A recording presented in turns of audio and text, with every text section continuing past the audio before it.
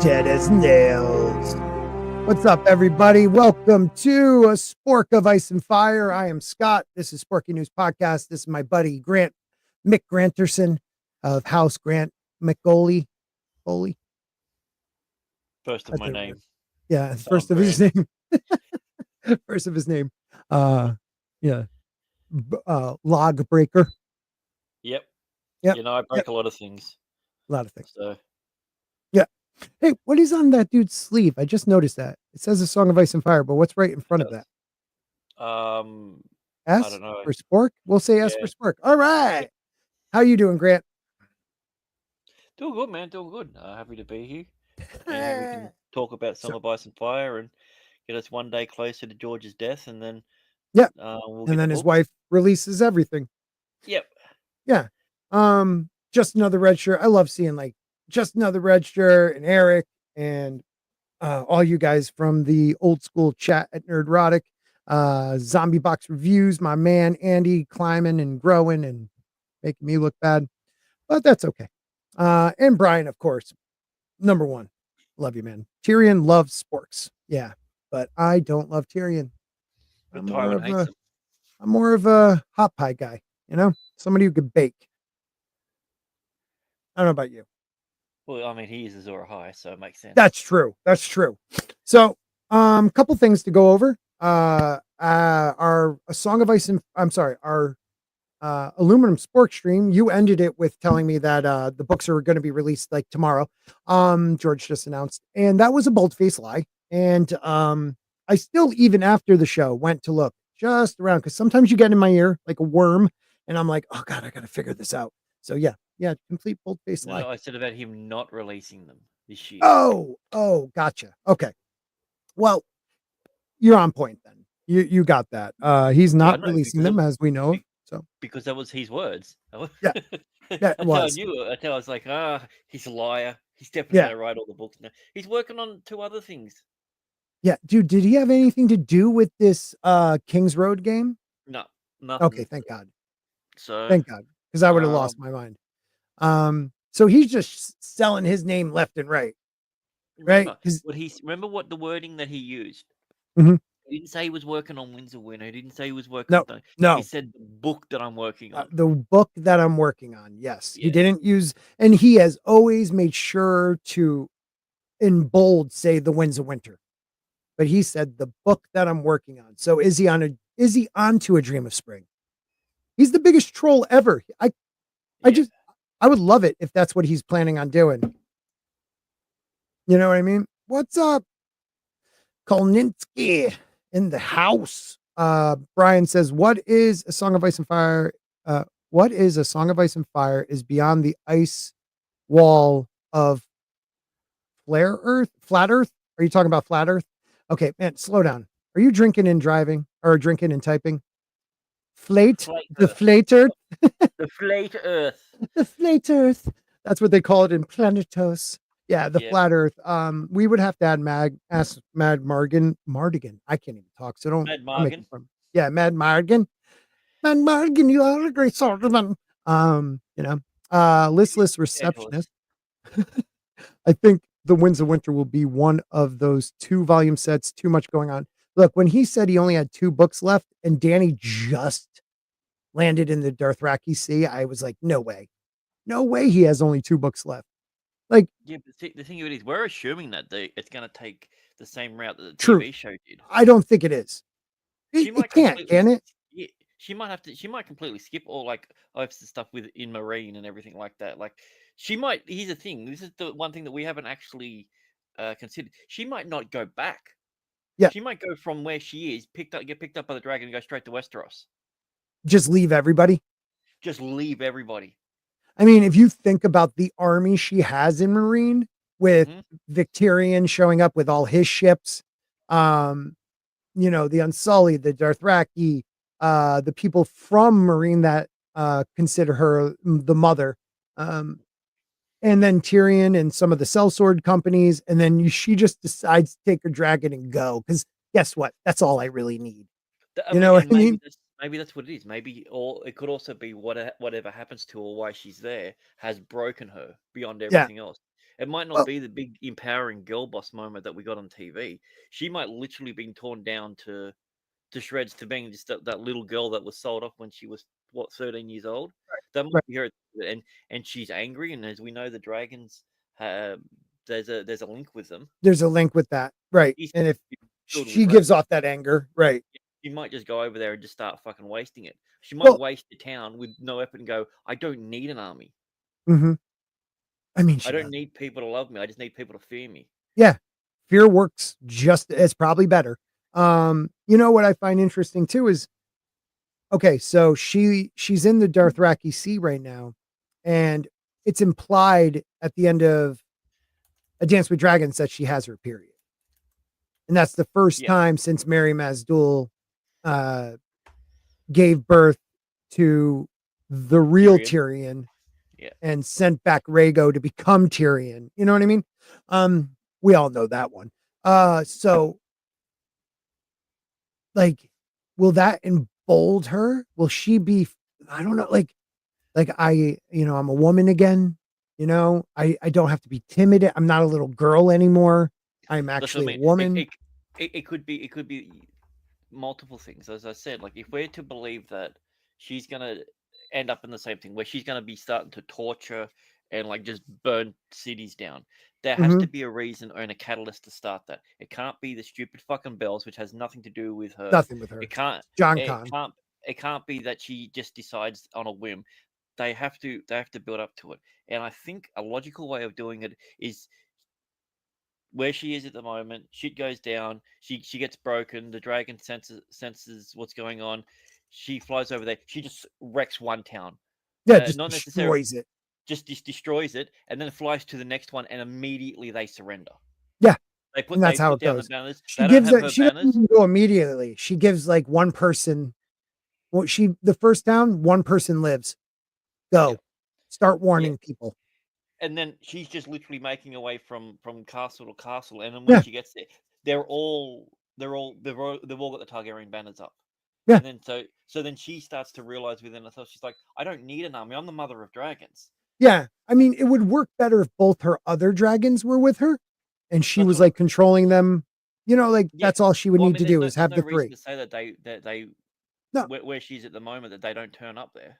of course I mean, there is a connection with them. Um, Yeah. and the Volantis blockade, I thought in Barristan Selmy's chapter, we see that what's his name? I just said his name a minute ago. The Ironborn. Oh my god, I just said his name a minute ago. Victorian. Victorian, thank you. Victorian broke the blockade because he's landing people, I think, or he's fighting those ships. So, there is like a lot going on. If she ends up going back to Marine, she has to give like enough time where the battle has gone on. So you're right. It's not going to be like the show because the battle will last maybe like 3 to 4 days. And I bet you Where is look Shumi? to look to the east when look to the Yeah. east at sunrise. And like she's pulling her Gandalf flying move with the sun at her back and she's destroying everybody that's not, on her team. And she's like, Because I shall pass. yeah, exactly. Because the way I see it, it's like that battle can't last longer than a few days. I mean, they could do a siege, but they're That'll be throwing half the book. disease. They're throwing disease corpse. That's why he rushes out the gates because Yeah. they're throwing disease. He's worried Do you, about do you dysentery, even though he has like running water. But whatever. Um, do you think when he like the fact that the last thing we saw was him running out the gates? Do you think that signifies his death? well, I think that signifies is his plan to die because he feels guilty for taking her husband captive. You know what I mean? Like he did a couple things that He did nothing wrong. well, he didn't, but I think he realizes um he was kind of used by the Shave Pay and other people. Like he's a warrior, he's not a politician, you know. So he did what he thought was right. But I think this is like I'm a Kingsguard that doesn't have or Queensguard that doesn't even have his queen. So like all I can do is go out there and try to kill every one of her enemies. And if I die, it's honorable. After watching her mother get beaten and graped by her father, and like just him sitting out there listening to him burning and biting her. Like he has a lot to make up. All right, hold on one second, buddy. Just talk, my kids, even though I already said goodnight to them. Yeah. Yeah, well, I mean, it really all depends on how he decides to bring out the battle. Oh, look, there's two of me now. Nice. Um, yeah, like realistically, I don't see him doing like a 10, 20 page of every little intricate thing of the battle. I have a feeling that what we saw with the battle will transpire in either flashbacks or POVs. Yeah, it's two grants. I noticed that. It's crazy. I can't change his thing, so it doesn't matter. But yeah, so I have a feeling that it's going to be told from either a POV or uh, a flashback or something or other along those lines. Like someone will have to be sent out as a messenger or something, and then he'll relay what happened. So we won't get to hear or see the entire battle. Um, but yeah, I mean, it'd be interesting. What do you guys think? Do you guys have any thoughts on what it could be? Yeah, cloning worked. Yeah, yeah. Most definitely. So, but yeah, it's really hard to tell where he's going to go because there is just so much to do. And the big thing is we're still assuming that we know where the story's going to go. I'm sorry. My son decided to take a dive head first off his bed. That That's makes all. sense. Yeah, my wife's not here at the moment. It's awesome. Okay. Just put a little puddle of water underneath. Mhm. Yeah, and I agree with you, Brian. I think he's going to change everything. I think uh, certain characters that were going to die are going to be alive and everything. Because I feel like that he put his heart and soul into a project and it got ruined for him, Mhm. and he can't fix it Nope. to where he wants, so he has to And he really cut it can't off. blame anybody else? Um, and he has to go in a completely new direction. And I think that's the Mhm. reason why it took him 10 years because he's got a completely new story to write. Like it's not no plans, nothing are there anymore. Like, and I feel like because he's always said that he was he's a feminist as well, and he always wanted to show women in power, triumphant and everything, and that doesn't really compute as much this day and age. Mhm. So I'm wondering if he's gonna go back on that. And as I said, I wouldn't be surprised if the battle that you're talking about, Scotty, is only told in other people's POVs. We don't get Right. we don't hear any more of it. Like maybe there's a messenger. He says, "Go get this to so and so at freaking Harrenhal or somewhere." Well, he has it planned. The way he has it planned is you have Tyrion's POV. Um, you have Selmy's POV. You have Victarian's POV. Like there's about 4 people on that battlefield right now that have a POV.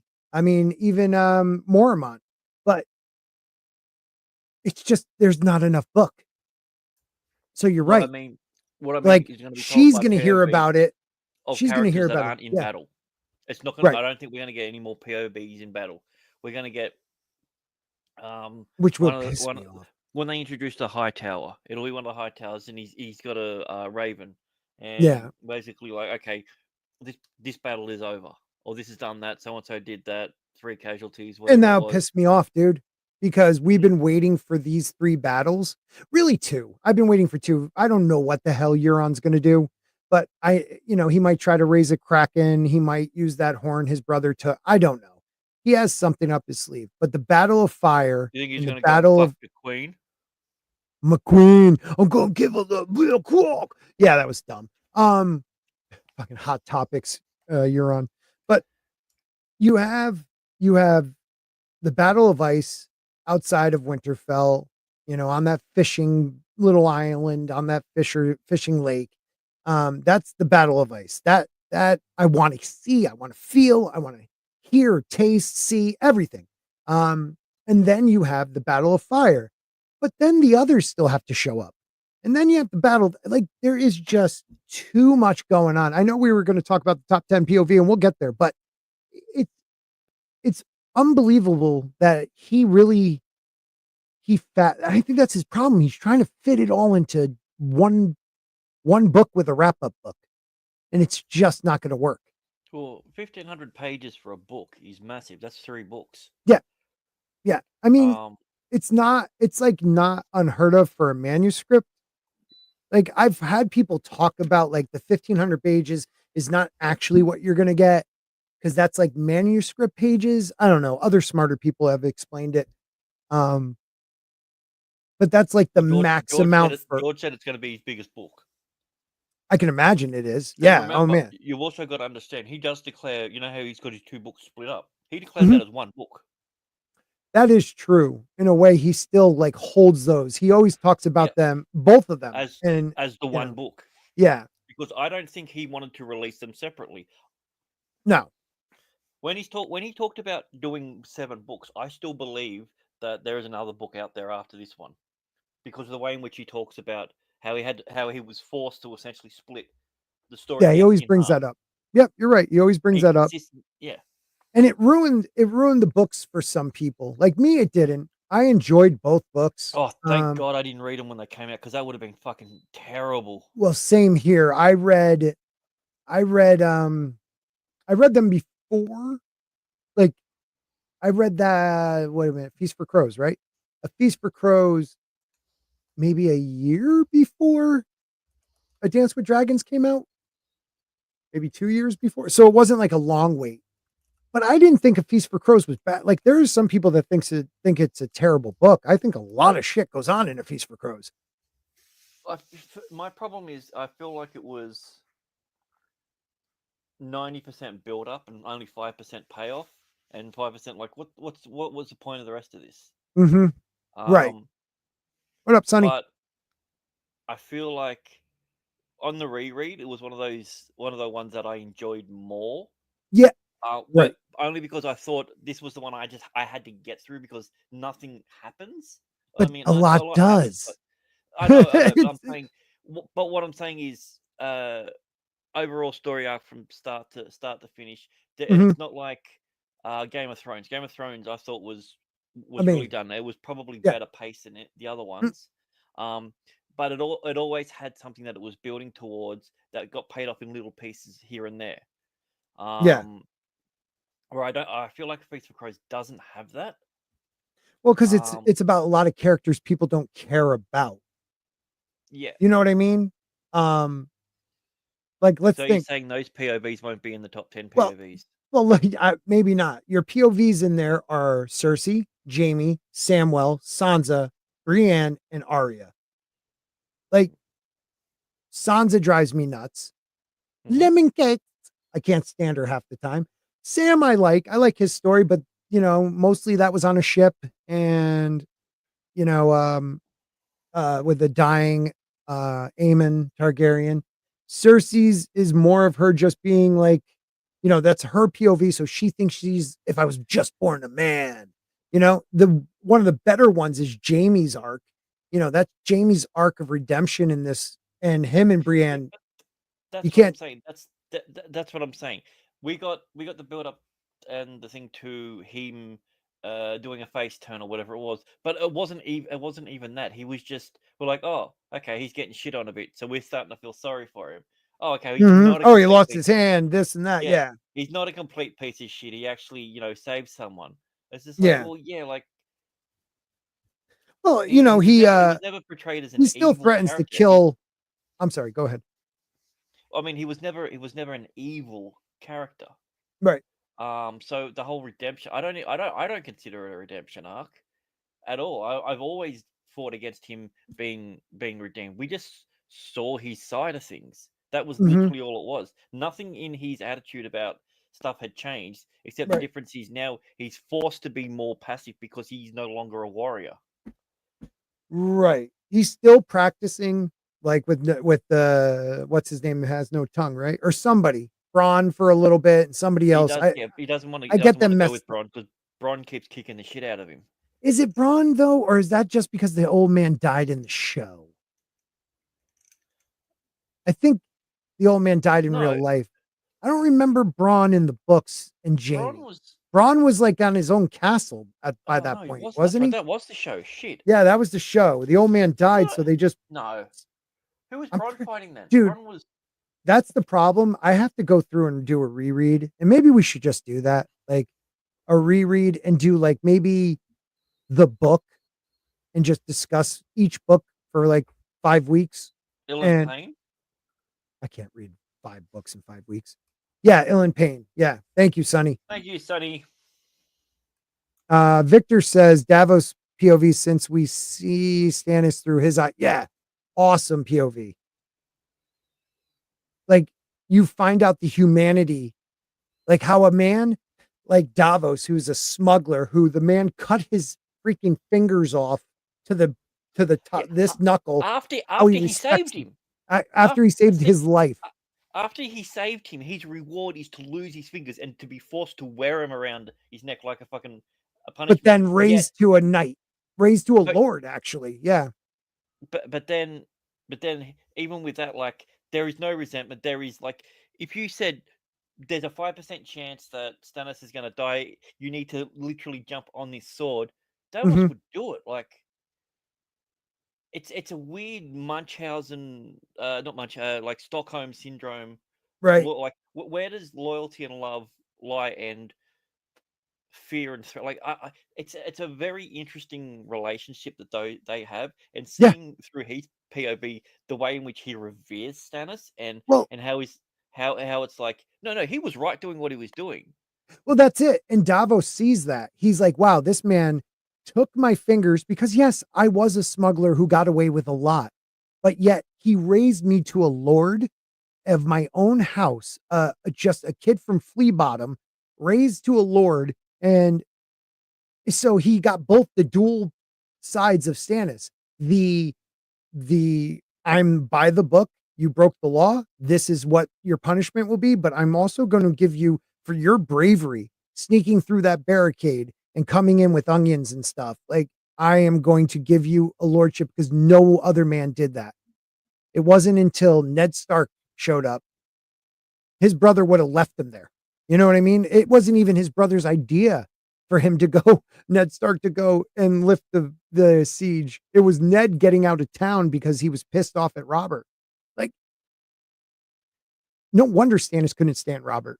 You know, Robert always, even though he put him in, he put him in Dragonstone, but at some point, you know, his illegitimate bastard would have moved into Dragonstone because that's where the prince. That's what I mean. Like, yeah, you know, that's a dick move. I'm going to instead put of you giving in a place him that the heir is supposed to live.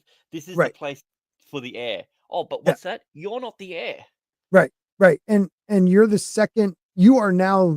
I'm the king, so you are the You are the oldest, true-born son of House Baratheon. You should have Storm's End. You almost died, starved to death in Storm's End. You were eating belts, and I'm going to give it to our brother. All the money that gets, no money goes into Dragonstone. Dragonstone was just because the prince of the Targaryens usually had it kick-ass dragons, so they didn't need worry about anything. Like, all right, I got dragons. They live in caves under here. Like this is our realm. This is what says I am the next in line. But when you have somebody like, oh, dude, we'll get to you in 1 second. Bro. Thank you, man. But if you get someone like now you have Baratheons, they don't have dragons. He has a trueborn son now. When will he kick Stannis out of, Dragonstone? And right away, we're going to go to my man, Brian Matan. Brian, you don't know how huge that is. Anything anybody ever offers, but 5 Sporking News memberships is just huge. It's a month more where people don't really get much from me, but they will.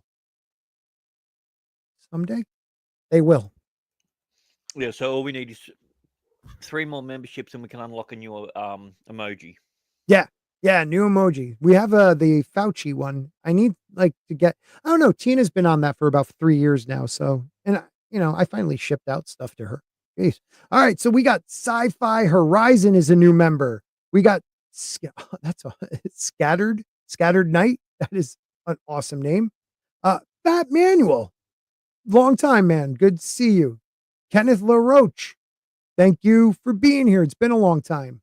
And Greg McHenry. I don't know if I knew you, Greg, but you're now a sponsor. You're one of my sponsors, one of the members. So I'm gonna try to do I'm gonna be and we're gonna go to it right now. Hey, Sherry. Hi Sherry, you lovely, lovely Sherry. But I'm gonna show you a new game coming out, which I'm going to be pre-ordering on Friday. I can't pre-order it now, but it's this new Knights Game of Thrones King Roads. The Game of Thrones King's Road. It looks like an RPG, it looks like a multiplayer, it looks like a single player open world. I don't know. But what we're going to do is just take a look at this video and see what we I did not know that. Thank you, the lovely Sherry. After rereading it all, I'm still sold that Renly's plan at the end of the first book was pretty much the best oh god, yeah. Best option Ned should have took. Yeah. Yeah. But see, Ned knew that the rightful king was Stannis.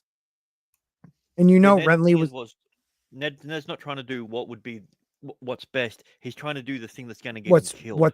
Well, he's trying to do what is right, which is going to get him killed. And also, his wife set him up.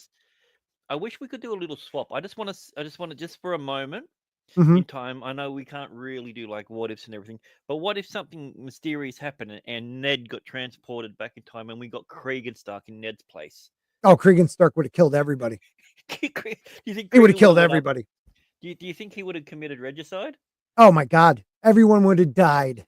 Yeah. And he would have found a Targaryen. He would have brought Dany back, or her brother, and then realized he was a douche and probably killed him.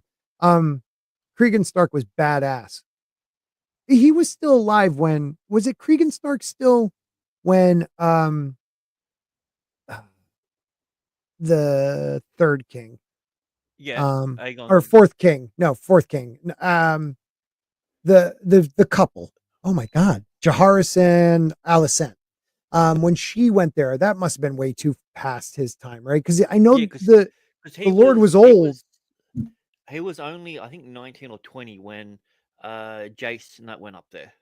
Right. And he kind of held his people back. I kind of like how he played it. He kind of held his people back. He fought some stuff, but it wasn't until it was pretty much decided and he showed up and just laid down the law and left. That's one of the coolest moments of any. I mean, Blood and Fire or Fire and Blood isn't the greatest read, but that's one of the greatest moments in that book. What's up, Liam? Good to see you, buddy. He was one of the characters I was really, really looking forward to.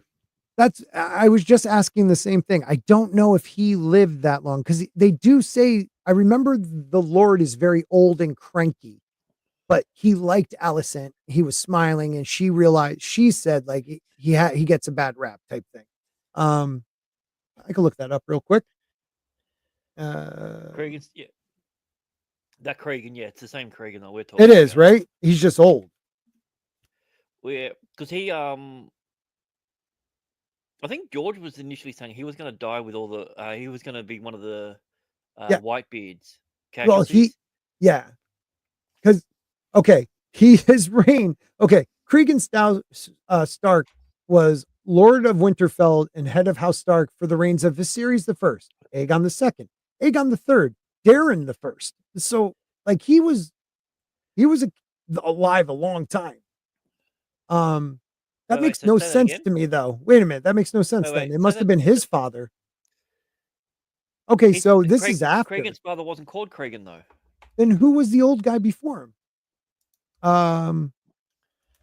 Father was Rickon. Rickon was the one with.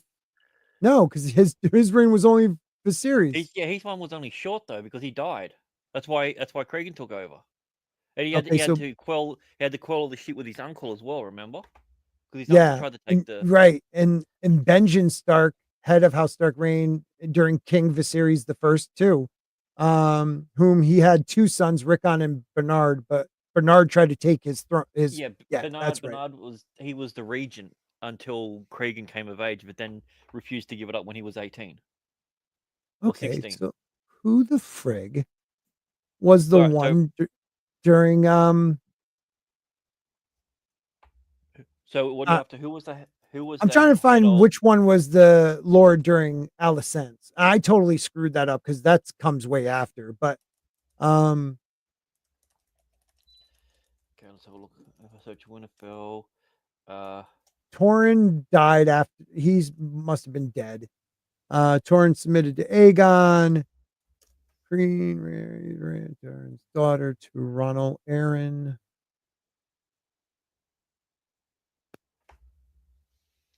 So who was in charge? Sorry. Jaharis. Alicent, here we go. Lord Elric Stark. That's who it was. But they don't have any info on Elric that I know of. I might be wrong, but I don't remember seeing like a highlighted name of his in the wiki of Ice and Fire, which is weird because like he has a big story.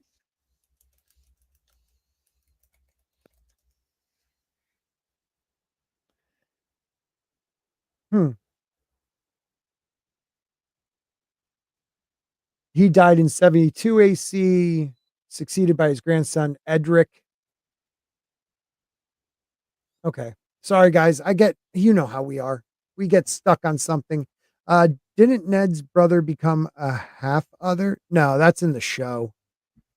Or he's cold hands and George has just been lying to us. I've been thinking that. But see, the thing with cold hands is he speaks the old tongue. His clothing is much older. So like I believe he died around. I think you're right. I don't think he's actually cold hands because Preston turned around and went, no, he definitely is. I saw a book. Yeah. So I'm like, all right. Hey, look at that, guys. Holy crap. Liam. Brian hands out 5. Liam becomes a YouTube member. I'm going to have to do something.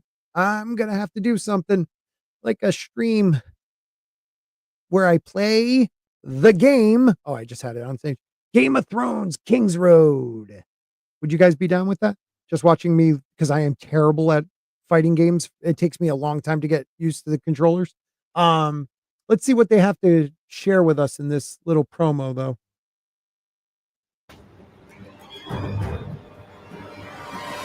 Oh, crap. It's Warner Brothers. They just hit my freaking stream. Okay. And we're down. What was that? And we're down. Yeah, and we're down. Castle Black is the only thing standing between the white. Whoa, look at that. That is beautiful. That's not how I pictured the wall, though. Oh, it's exactly how I pictured it. That would be very easy to climb. Well, on this side. Yes. You have a valid point. Standing between the White Walkers and the Seven Kingdoms. Someone must gather the support of the great houses. We could use your help. You looked like me with hair.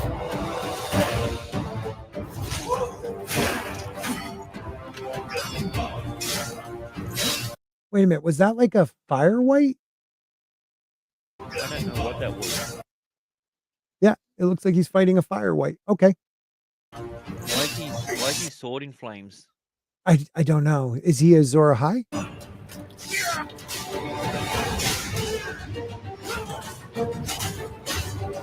Why is everybody on fire? What's going on? Yeah, I don't like Something's that. weird. Zora, is it like R'hllor's taking over? Look at the background. That tree looks real. I mean, the artwork is nice. They're all plugins from Unreal Engine. You literally Thanks just again, pop the Liam. tree model in. Yeah, it looks pretty and the story is okayish, but the interface is super spammy. Oh, did you get it already? Weird boss monster battles. Yeah. Like, if it's supposed to be set in Game of Thrones time, someone having a sword set on fire and like. Yeah. I don't know. It's weird. But Kirsty Angel, you always say good morning. Where are you? You don't have to answer this, but where are you? And thank you for always being here. No, just saw people playing it. Oh, okay.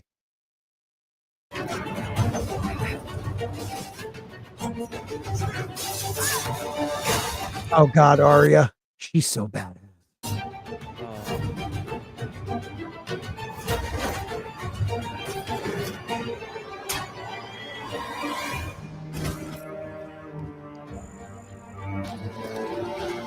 So if I don't get the deluxe pack, I have to walk everywhere I don't know. because it doesn't give you a mount if you get the standard one. Like, that's weird. Unless you have to like earn it. Oh, you're in Australia? So is Grant McGregory. Is that near you, Perth? If I was to drive at the speed limit, it would take me 3 days to get there. I always think Australia's small, but it isn't. It's as big as the United States, isn't it? It's technically wider than Yeah, America well, is. add Alaska. Boom. Yeah, No, but no, it no. is It's like including continental. Alaska. It is. Like if you include Hawaii, then no. It's just that little bit more we needed, like Yeah. into the deep waters. Oh man. Well, when I do my when this channel finally takes off and I don't keep just losing subs, I plan on doing an Australian meetup. Her state's about 7 to 8 sizes of Texas. Wow. Yeah. Jeez. That's freaking huge. Mhm. Is it all desert? No, most of it's mines. Oh, it's all cobalt, Cobalt, aluminium, aluminum. Okay. You diamond, have opal, to pearl. you have to build up progression points to unlock things. Right. So if I were to just buy the deluxe, it gives me the mount. So I don't have to buy it. I could just work at it. I'm down with that. I'm getting the $24 one. I'm gonna start. We're gonna do a member stream before. I don't think I have shit Well, going on. those memberships just paid for it. That's true. That's true next month. But yeah, that's awesome. You guys rock. Okay.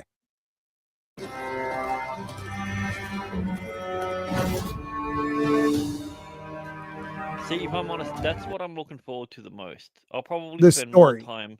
No, Or just the exploring. landscape. Yeah, Yeah, that's absolutely. true. Like, What did game was you like play that?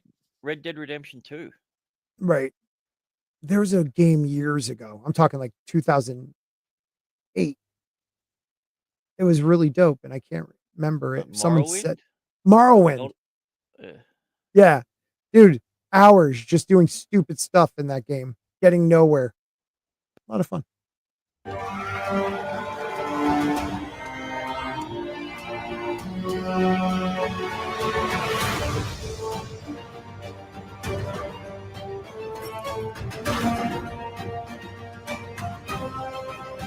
See, What? I feel like it's trying to be like Assassin's Creed and like Elden Ring. Yeah. Yeah. But you can't really mix those two together. Like, Yeah. Are you an yeah. open platform type game? Are you an RPG type game? Are you just a single player? You know, like Or can you only climb and jump things at certain points in time? that pisses me off. Yeah.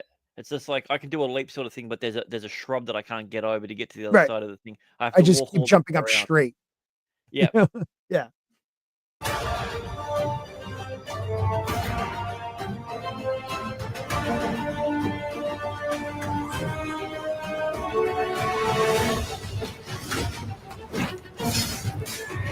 What? Is that a griffin? The fuck is that doing? I don't remember any griffins. You did say something about a lion lizard, right? Yeah, the lion lizard is the. But I don't that's remember Tyrion's griffins in sigil. this. There might be griffins in the story, like ancient time, but I don't remember hearing Maybe griffins. maybe like like Sotheros or something. Yeah. But That's I weird. don't ever remember griffins. That's definitely a griffin though. I love Stig. The game follows the TV show. Argo, the game is made with a retarded audience in mind. 500 plot holes right out the gate and with zero continuity. Man, I'm still buying the. Thank you for saying that because I'm not spending any more than the $25. Are you gonna jump on, Stig? Yeah, man. If you're not going to go to bed, jump on, man. We're going to be talking. We didn't even start the POV 10 best from ScreenRant. Oh, it's a unicorn.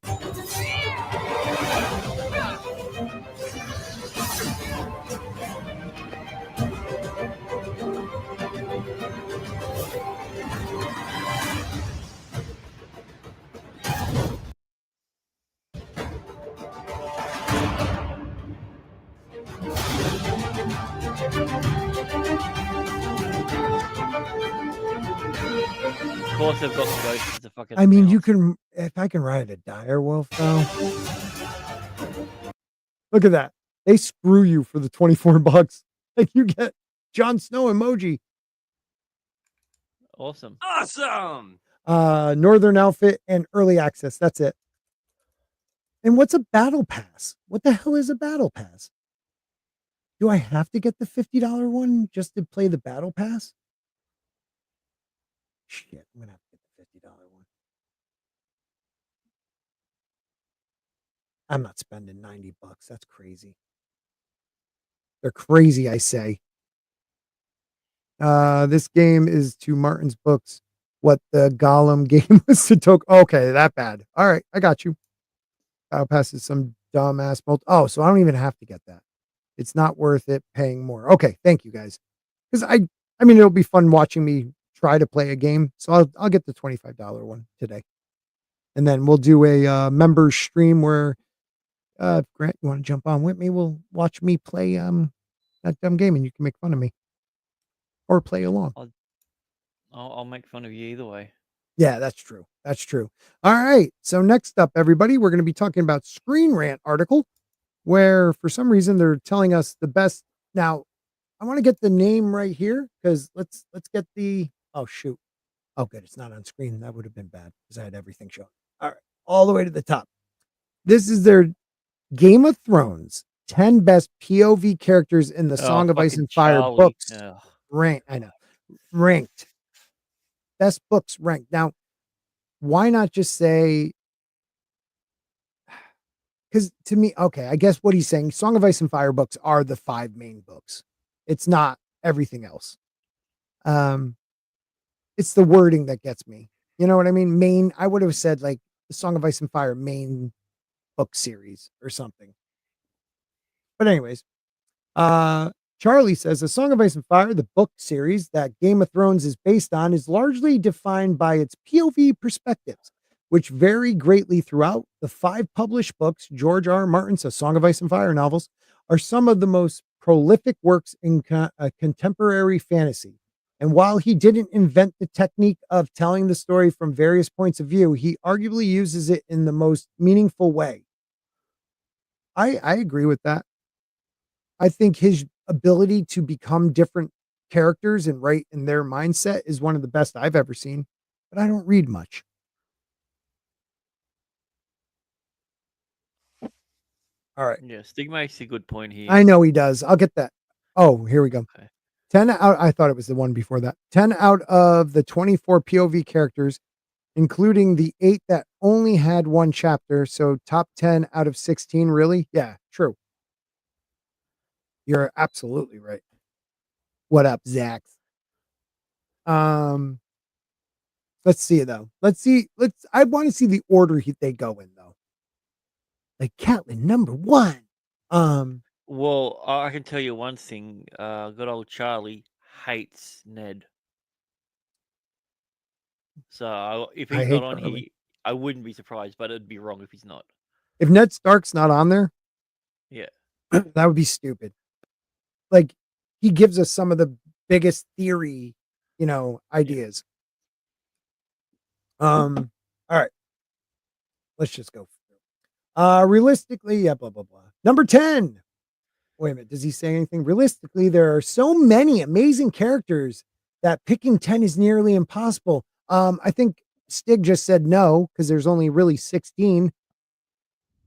Like, and if you're going to say all POV, then fine, 24. But some of those POVs are like, well, actually, what's his name? Varamir Sixskins. Is that considered a POV, even though he's a prologue? Say, like the prologues and epilogues. That's a POV. We're seeing it from one character's. Like you're seeing it from Garth's, right? Is it Garth in the first POV? Or you're seeing it from Pate. He says I clung to the tree. My teeth were shattering. Yeah. Yeah, no, they are POVs, but are they considered POVs? You know what I mean? Like in the category. Okay. I go with whatever Stig tells me. Yes, the prologue and epilogue 1 counts. Yes. Okay, good. As much as I detest Cersei, shit in her POV is wild. Yeah, because she's out of her freaking mind. She truly believes, like, if I was just a man, I'd have everything the Lannisters own. You're a moron. Number one, Duncan the Tall. Yeah, but they're just talking about the main books. So yet sooner or later in every man's life, there comes a day when it's not easy. What are you talking about? A day when he must choose. So with Mr. Eamon's words in mind, oh, good. What's up? Let me Howdy. just read real quick. I'll let you say your piece, sir. So with Maester Eamon's words in mind, I've narrowed down the choices to the characters whom I think deliver the most memorable chapters and offer compelling perspective. That's not anything Master Eamon said. He said, kill the boy and let the man live. I don't think he said anything about compelling perspective. That was Tyrion in the show. Who has the best story? That should be king. What's up, Mason? Not much. Just just saw the thing in the group chat. Yeah, man. Well, you're always welcome on. Where are you at in subs, Mason? Where are you at in subs? I still need 21 more. So Anybody out there not? we're getting there. Is anybody out there not like? Are you just being like the guy who's like, I'm never going to do it because you keep asking? Come on, just give the kid a sub. Get him to 100. He's been doing hard work. He's a good person. His POV rating is called third person limited, I believe, since it's written in third person and limited to one point of view per character. No, it's not written in third person. It's written in first person, but it's considered, I want to say it's limited because we're only getting their POV, whatever. No, okay, so say Am for I instance, reading this wrong? No, I'll give you an example. So during the trial by combat, it states Tyrion's lips began to quiver, and then a smile come upon his face, and then Tyrion says, "I'm starting to feel innocent already." So that's what he's talking about. Oh, okay. Because So it's not saying he's not saying my lips are shattering or my things like that. oh wow, I never noticed that. He's saying Tyrion's doing this action, and then he's talking about it in the first person when he's Yeah, the because they do character. that with Pate. They like That's explain who Pate is, and then he's talking Yep. through Pate's word. Okay. So it's like a third person point of view, but the first person character is the one that's going to be the brain we see it through. Yep. Okay. So All he right. doesn't say like my mind was swelling with thoughts of fear. It's like Ned Stark's mind was swelling with thoughts of fear. It's his point of view, but it's not told from his point of view. Yeah. I do like how Listless puts this. For me, it would be Jaime's, Kat's, Sansa's, and Tyrion's, maybe for just the events happening, huge reveals and secondary characters. That's true. Like, I can't stand Sansa, but a lot of stuff happens. Strongly disagree against Jaime's one. Like, I've heard so many people say that they think that's the best. I don't think it's anywhere near the best one. No, I like well, let me put it this way. I like Jaime's story, but I don't, if it was taken out, like his POV, I wouldn't care. I'd rather be in crazy Cersei's mind than his. Yeah, as I was saying to you, like off stream and everything, like the biggest thing with his is because it's perceived as a full redemption arc, and everyone likes a bad boy. And if you can get a bad boy to turn good, then that's like, oh my god, that's so good. Because the thing with it is, everyone hated Jaime in Game of Thrones. Right. So yeah, I mean, seeing him, why can't you find a guy hot after he's like, oh, I shouldn't have probably pushed that kid out the window, just because he lost his hand. He's sorry, I was melting over that statement. Second person POV would be if he writes, you open the door, you feel frightened, etc. Oh, okay. Thank you, man. I'm not my literate in grammar is terrible, so I appreciate that. The Steelman Jaime, his perception into other characters is really interesting. Yeah, how other, like, you see through Game of Thrones what Ned thinks of Jaime. And then you finally get like the Jaime point of view. Like, he didn't even say, he just assumed, like, I broke my oath, I killed this guy. Like, I do like that. But if you didn't have Ned's, Jaime's wouldn't have hit as hard. So first person, I or we, second, you, third, he or she, or insert name, but also because he does the talking in their own perspective. Okay, I'm so lost, but I got you. I love how Jamie thinks about Cersei, though it's hilarious, and she never thinks about him. Only like in like miserable ways. Like if he was here, I'd make him do this. Jamie's side of things and takes on the world is great. What Mason, who would you say are your top POVs? Let's see. I think John is probably going to be my number one spot. Mhm. And then probably Daenerys as a second. Mhm. You're Um, just a front runner. Not just kidding. I love Tyrion's. Right. I'm a big Tyrion fan. I love and Sam. I like Sam's. Tyrion's is hard to beat, though. It is, dude. It just his wit and like the things that he finds out, like young Griff. Who's young Griff? Like all that Yeah. stuff. Well, no, and also the way that you see his mind work a little bit, Yeah. more with that. Like, Yeah. you know, when he's not, you know, surrounding himself with wine and whores, when Yeah. he's actually able to, you know, Like when use he's master strategy, of which he's coin. still relatively only new at using, Mhm. and logic and everything. So Yep. And then you also like get the pain he has felt and the way he's been treated. And no wonder he wants to become evil. You know what I mean? Like there's a part of him who wants to just become what they like in now I don't yeah, remember if this is in the books or just the show did it really well.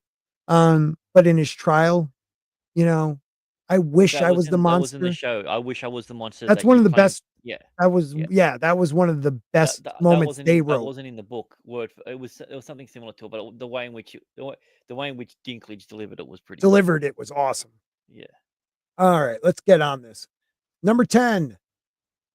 Brienne with 8 POV chapters. Good old Brienne, big girl. I was never a fan of Brienne's stuff. It's tough for me to get through. Yeah. Yeah, I don't mind her as a character, but like her Right. chapters, most of them are just her walking around in the Riverlands. Right.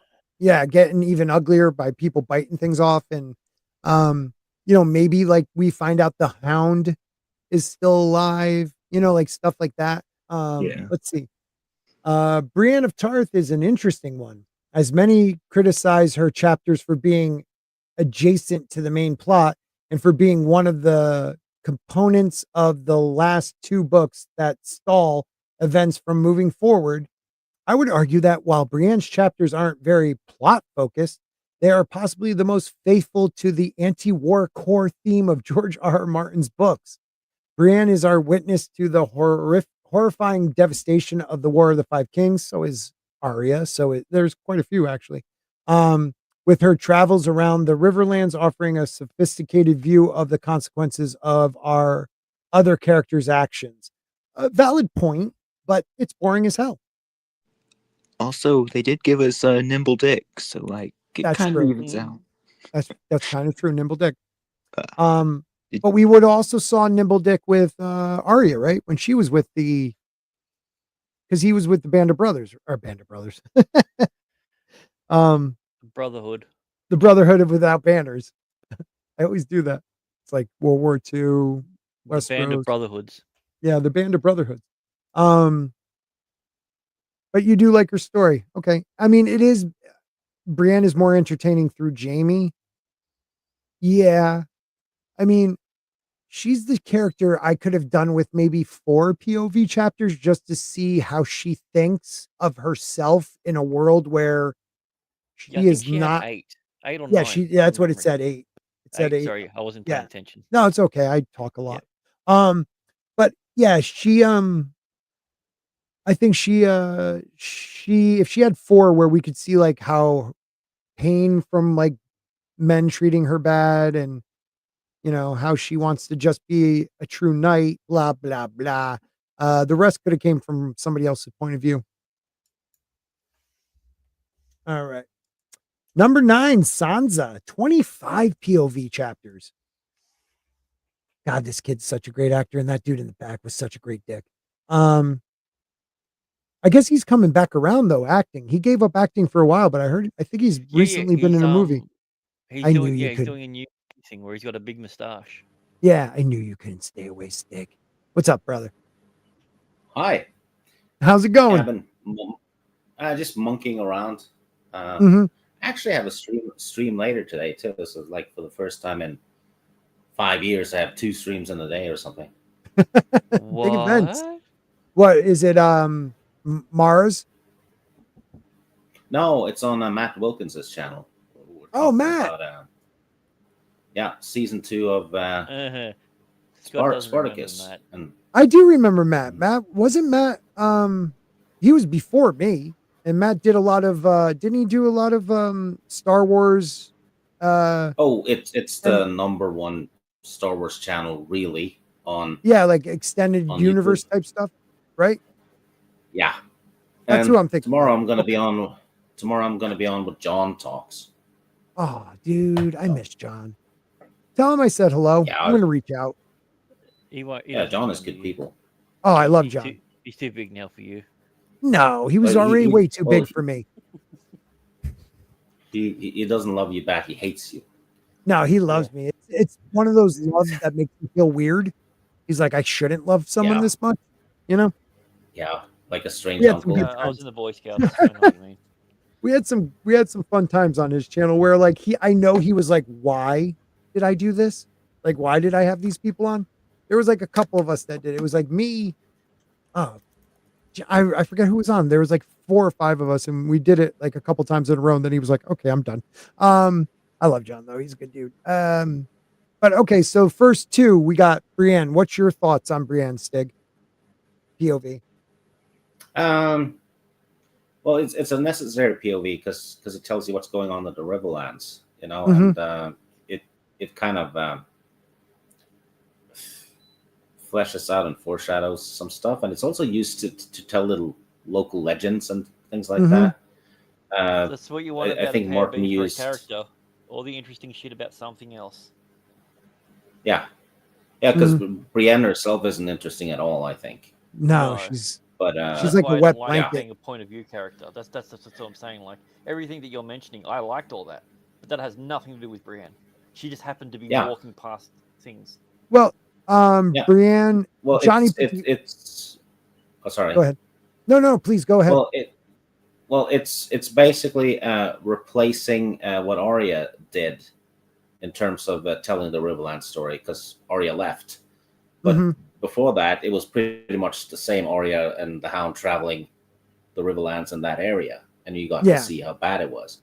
So now we sent Brienne there, so you can Yeah. see how it's escalated, and you basically need a character in most of the parts of the country in order to tell the story like, of the world Tell as the well. story of what's going on. Yeah, and Johnny has a Yeah. good point because her POV start after Rob dies because she's a part of Catelyn's POVs until then.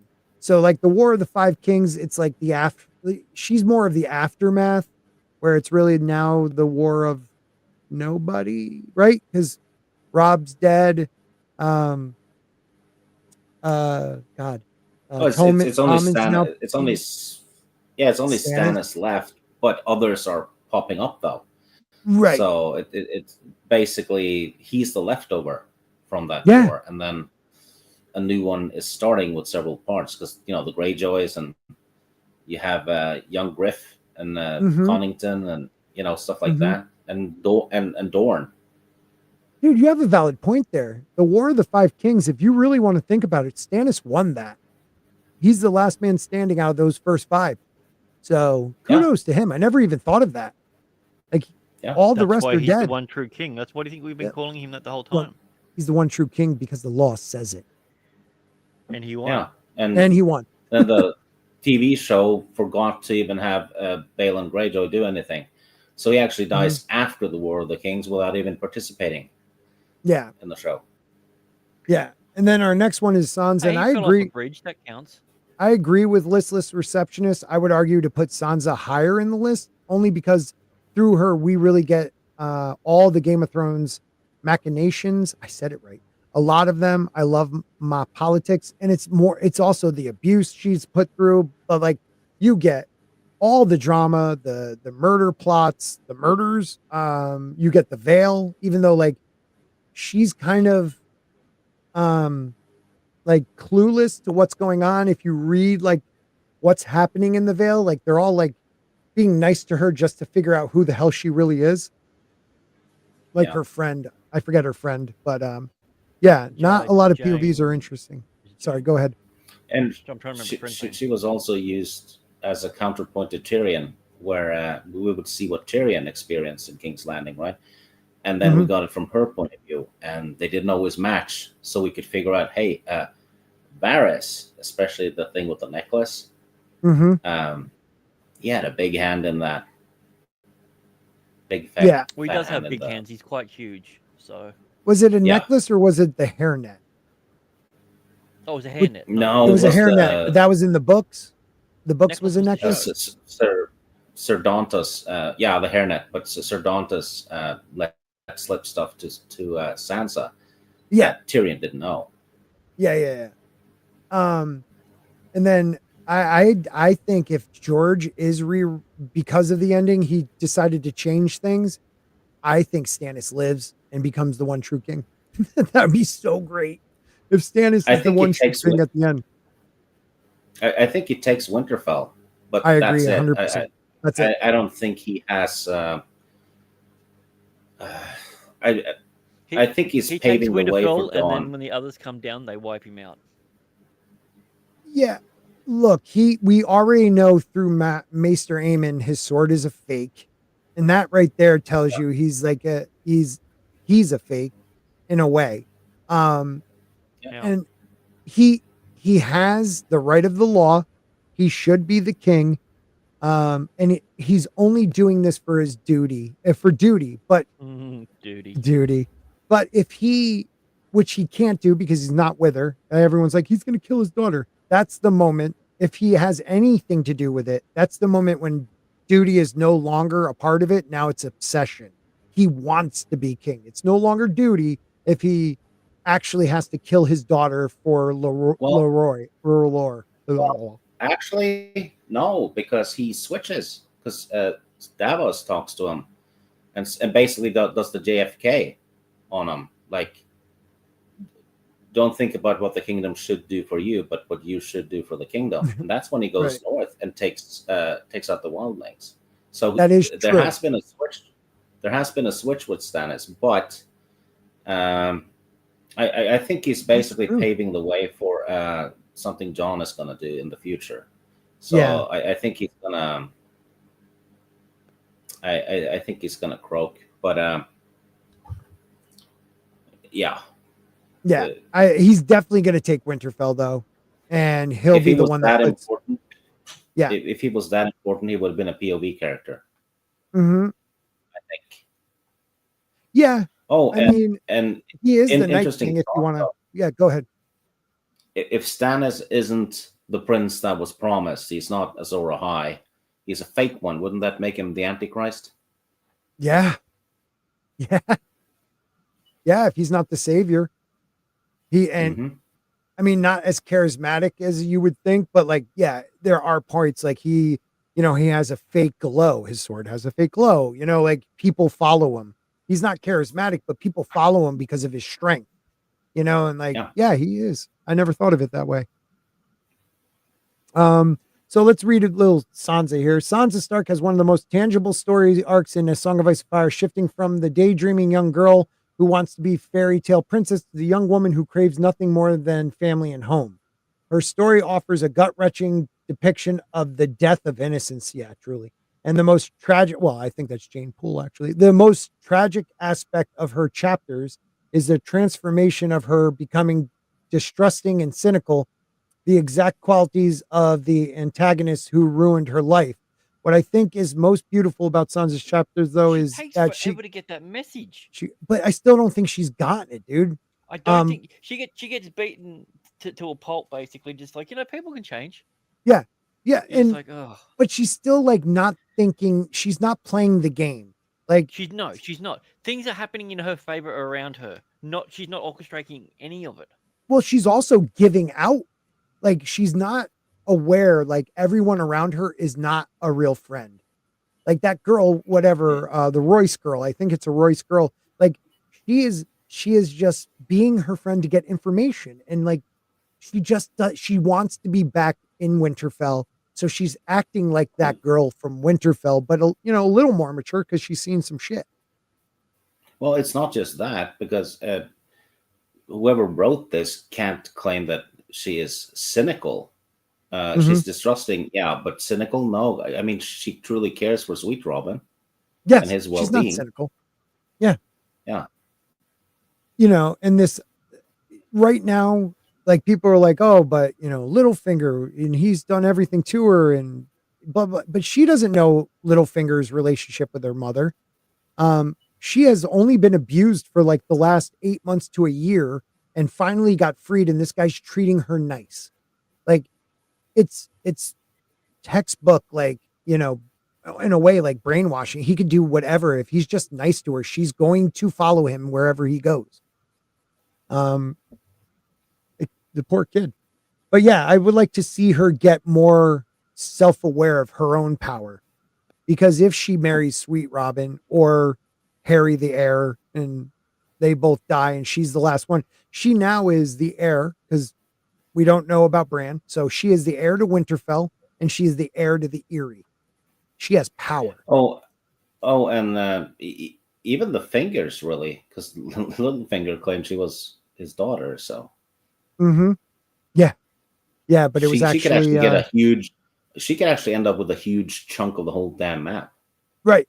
I mean, we know she isn't, because it was Liza that would let him, when he was drunk, think it was Cat. I remember that part somewhere, but I haven't read it in so long. Stannis Sword Cole, yeah, we read that. Yeah, but what adult crap were you immediately wise to at 13 or 14? I seen things. I know things. I didn't know anything. It takes time to mature. Yeah, you think you know everything at 13 and 14. And she's not even that. I actually beat the original Doom on the hardest difficulty, so I saw some shit back then. Yeah, you know what's going on. I smoked Benson and Hedges out back. So yeah. I'm sorry, Minesweeper beat it in 2 clicks. Okay, you win. Davos definitely wins. Davos 13 POV chapters. I think Davos chapters are some of my favorite. You learn the humanity. You understand Stannis better through Davos. And you also get the whole White Harbor aspect of the Northern conspiracy, which I love. Well, you know what? It reminds me of a bit. It's Sherlock Holmes and Watson. Yeah. Yeah, he's a Watson, isn't he? I feel like his POV is good because it shows you how he thinks and how he feels and how his perception shapes the world around him, while also giving us all the little things that the other chapters get. Like where we get world building, we get the way other people feel about other characters, we get the way other people feel about him. We get a lot of good information, but we get it. The important thing is we get it from his perspective and what's happened to him and how things have shaped. Yeah, who he loses and how the world is around him. He should be way higher. Yeah, in my opinion. Yeah, I mean, think about what he loses 2 of his sons in the battle of battle, yeah. Yeah. What harbor is that? I'm blanking. Black Harbor? Blackwater. Thank you. Yeah, I don't know, man. To me, Davos has a lot, like his distrust, like right off the rip when we meet Davos, it's through Maester Crescent, right? And we already know he's on the right side, because you feel like Crescent is on the right side against Melisandre, and Davos, you could tell is like on his side. So okay, this guy's gonna be a good person. And then you find out what he did during, Robert's rebellion and how he was then punished but then raised. and then how he's just been devoted to Stannis and watching the king he believes in falling for this red witch. Like he has a lot of cool plot, and everything with the Manderleys, like one of the greatest lines the Manderleys say, like the North remembers, like that whole thing is in Davos's chapter. It's one of my favorite parts of any of the books. Plus, him, Arya, and Bran provide I guess like a window into the occult stuff that's going on as well. Mm-hmm. Yeah, which very is true. Probably the most interesting, isn't it? Yeah. Yeah, that is true. We get the lore through him. We have the connection of the faceless men with Arya, and then we have Bran with the weirwood trees and the children of the forest. Those are some of the best ones you get. And shape shifting or other skin changing. Mm-hmm. That is definitely interesting. I thought I had something good about Davos here, but I can't find it. All right. Let's see what they say about Davos. Davos might be hit or miss based on the reader. Oh, okay. All right. But I love this guy. I love Stannis. I even love Melisandre. The series doesn't really kick off in full until they're all introduced. And I mean, the story becomes something completely different when they're introduced, because that's the prologue of the second book. Yeah, in other words, I hate the first book because who's the main character in the first book? Ned Stark. I miss the Spork. It becomes a completely different story from that point on. Like the first book is a lot of, you think Ned Stark's going to be your protagonist going forward for whatever series this is going to be. And we lose him and everything changes. And then in the second book, boom, your first, Crescent introduces you to Davos, Melisandre, Stannis, and it's like really meeting Stannis. And it's a power. His prologues are some of the best I've ever read. Like I enjoy all the prologues. He says also, and the trio quickly become one of the most intriguing. What's this word? I'm sorry. Paradigms. Thank you, man. George R.R. Martin has to offer, not to mention supporting characters like Patchface, Selyse, and others. Davos is our everyday man in the midst of all the madness, and and his present for powerful moments like the Manderley speech. Amen. Okay, Charlie, I agree with you on that one. Melisandre's shadow creature and the story of Azor Ahai. So, like, in a lot of fantasy stories, you get that one character who's from the outside that's learning everything. So you are him. Like that's the character that teaches you about the world. I feel like Davos is one of those. He's that guy who doesn't know a lot about the magic, even though he's seen some shit traveling, but we learn a lot through him. And that's a big, him and Sam too. You learn a lot with Sam. Yeah. I really appreciate that. He's one of the few people that's like traditionally heroic. Like, he saves Edric Storm and then like goes and tells Stannis like, hey, we can't be the kind of people that would just kill a random bastard. Your nephew. I'm trying to think of the quote. It's a good one. What is one bastard against an entire kingdom? And he says everything. Yeah. That's some powerful. That's like power. Like he's involved in. All right, I'm gonna get the Manderley one. We'll move on to the next one, and you guys, someone could read it or speak on it. Kat has. Her and Sansa have the same amount. 25 POVs. Speak on Kat, guys. I feel like the only thing that could have made Kat's POVs better is if we got one of Lady Stoneheart. But then I don't even know if I would consider that still a Catelyn POV. Or if she's even capable of having a POV. I mean, I hate her so much. Well, I don't think it's Catelyn anymore. It's something else merged with what was left of Catelyn. Yeah, I Catelyn, don't think it's. but That's what I mean. I think that's the reason why I don't think we get that. Mm-hmm. Yeah. But I would have loved to it, even if it was just one page of just screams. Like it just goes, Lady Stoneheart POV, and it's just It's gurgling. Yeah, she hears fire crackling and then screams, and then must head north or to the wall or something like that. Just do that for a page. Yeah, well, Yeah, maybe she like worked into a fish or something. Yeah. I think the same thing's going to happen to Jon Snow. Yeah. Because if Melisandre raises him, he will be raised the same way as Catelyn was. With the Maybe that's same, why she said exactly more the same magic. And then they need to merge together. They need to be a family. Yeah. They weren't in life. Yeah. He's got to sleep with her. I think in one of the books, I was gonna say they referred to Jon Snow as black-hearted and stone-hearted. Yes, So, you're right. You foreshadowing. brought that. Yeah, you said something about that. There's also something he says early on. Like,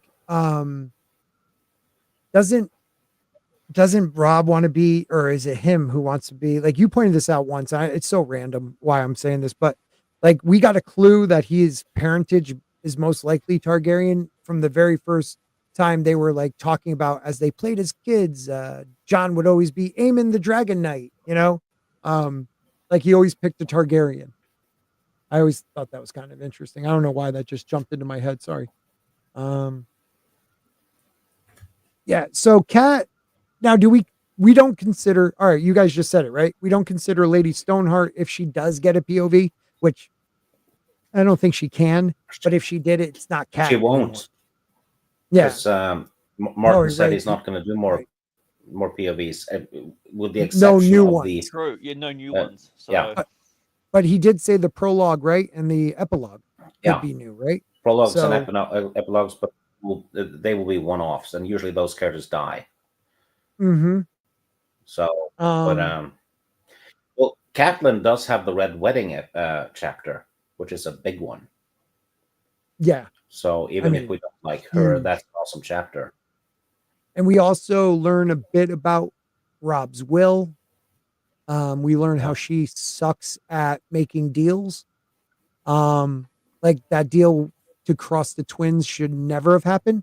Like them marrying a king just to get across the twins. Come on. That was dumb. Like, maybe two of her other kids, but not the king. Like he'll squire one of your sons. She actually causes the whole mess. Yeah. When she captures Tyrion, that's what escalates the whole damn thing. It's terrible, man. It's terrible. All right. Chapter 29. Wait, so there are only 16 POVs of characters that are still alive. Okay. No, Melisandre. No, multiple. They have multiple POVs, right? Is that right, Stig? No, I'm saying there's 16 characters that have had POVs that are alive.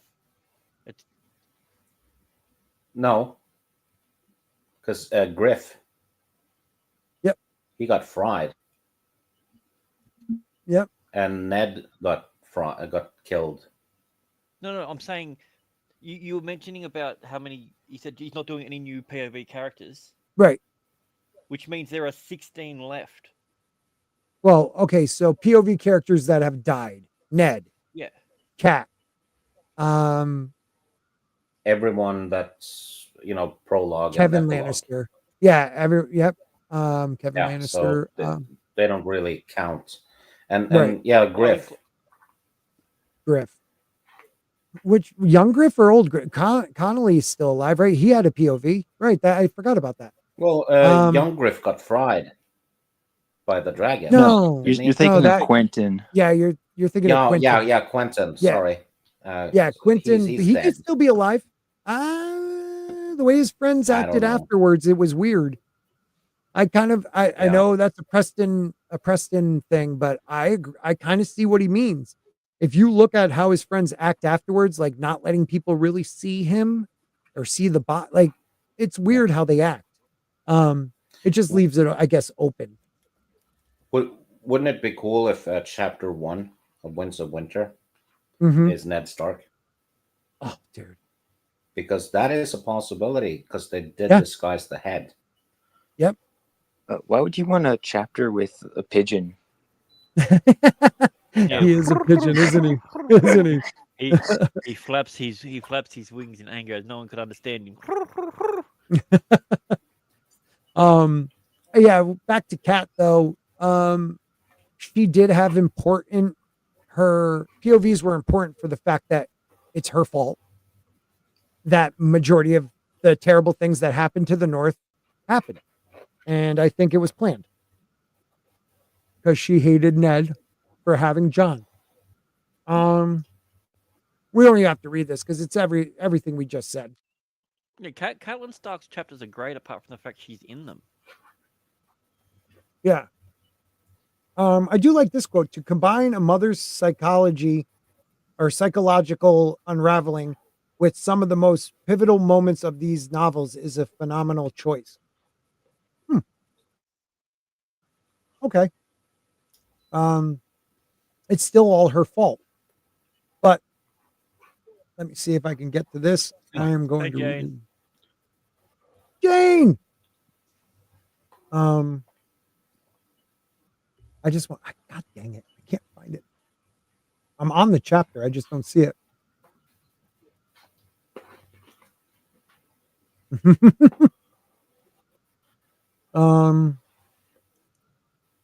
I thought it was chapter 29. Old instincts made Davos, blah, blah, blah, ships, screws. I'm sorry, guys. I'm just like trying to find that quote, like the full quote. We'll go on to the next one. And we got John at number 6, 42 POV chapters. Like, even if you don't like John's chapters, they're some of the most important.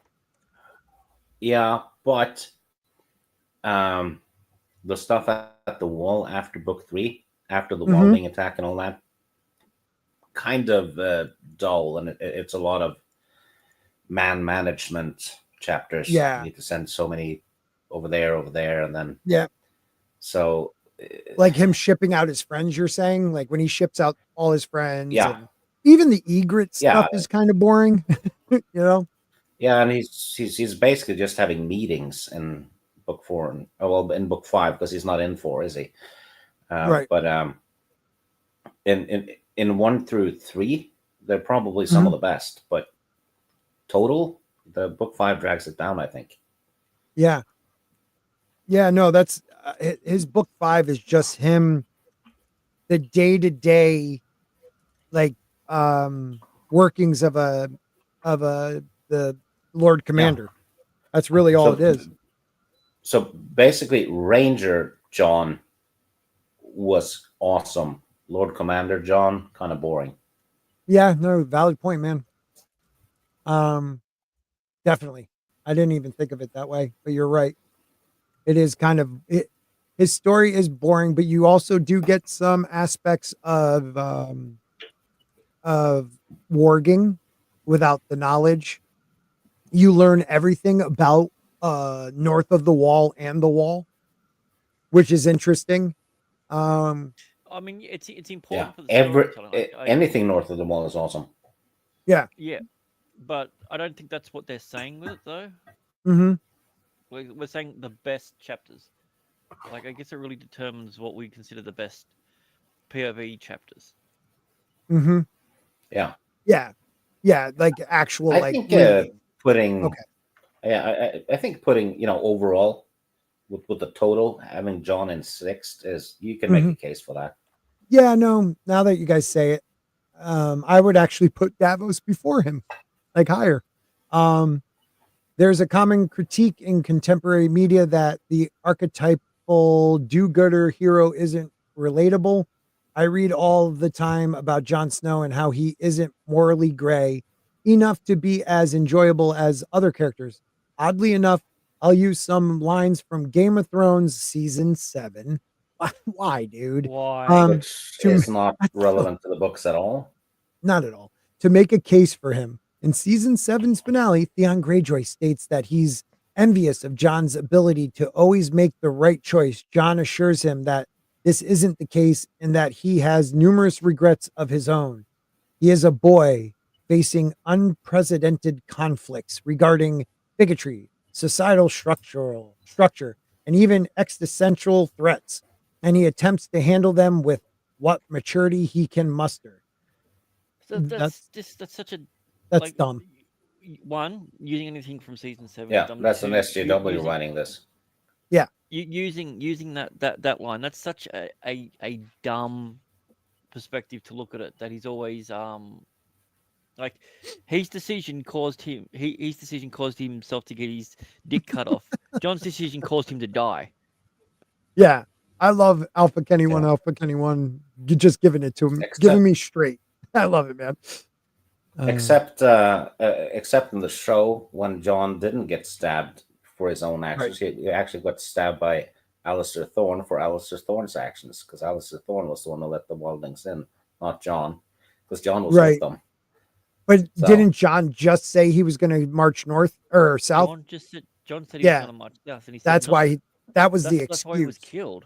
That was the excuse. Yeah, it's right after, even in the show and in the books, definitely in the books, he announces, "I am going to march to Winterfell and rescue my sister." Blah blah blah, and that's why they had the right to stab him. That's why there are people crying when they're stabbing him, because they didn't want to, you know. Well, but Alistair I meant in the show they stab him because the wildlings were let through. That is one of the reasons. So Alistair stabs John because Alistair let them through. Yeah, he's the one who opened the gates. Okay, John. Go ahead. I'm sorry. Because John was too retarded to jump off the boats south of the wall. Of course, moron. He's such a moron. Johnny Skinwalker. I like this one. I love the egret stuff compared to the show.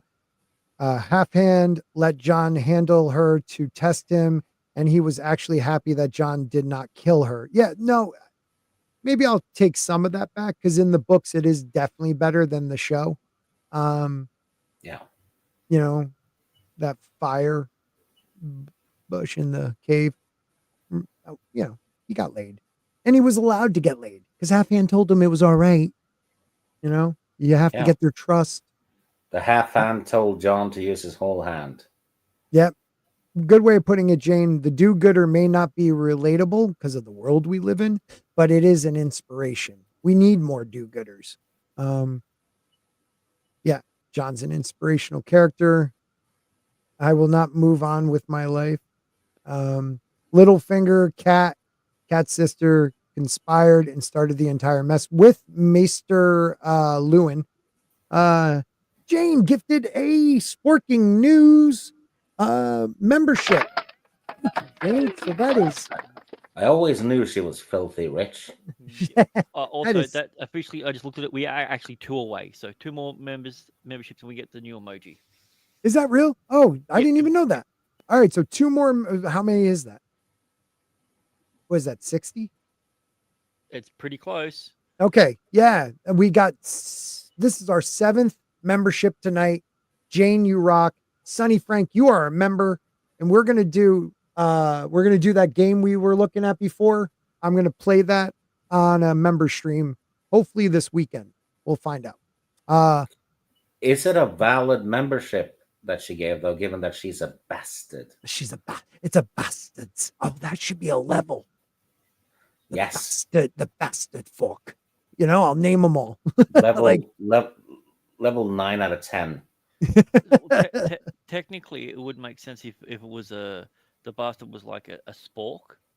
Shut up, man. It's no. A spork actually is a bastard because it's a spoon and a fork, the mix between them. Or it's like a Nephilim. Yeah. It's you like know, this that's a big spork, though. Dude, look what he just did. Brian just did another 5 Sporking News podcast. That is unbelievable, dude. And look who's a Big Raj. Why aren't you talking, man? I miss you. Big Raj had one of the coolest outfits I've ever saw at a meetup. He was, I forget which doctor it was, but man, it was awesome. Ken Kersey, thank you for being here, Ken. Kate J, you are now a member. Blix is a member, and Mama's Mouse is a member. Thank you guys, Jane and Brian, and there was one other person that did a membership, was Liam. So thank you guys so much. Brian, 10 memberships tonight. Jane with a giving gift, and Liam becoming a new member. We're kicking it live. What's the new emoji, right. dude? Now we got a new emoji. What should we make the new emoji? Oh, should we make it Brian or Jane? We'll just make Jane's. Shadow baby birth. Oh, a shadow baby.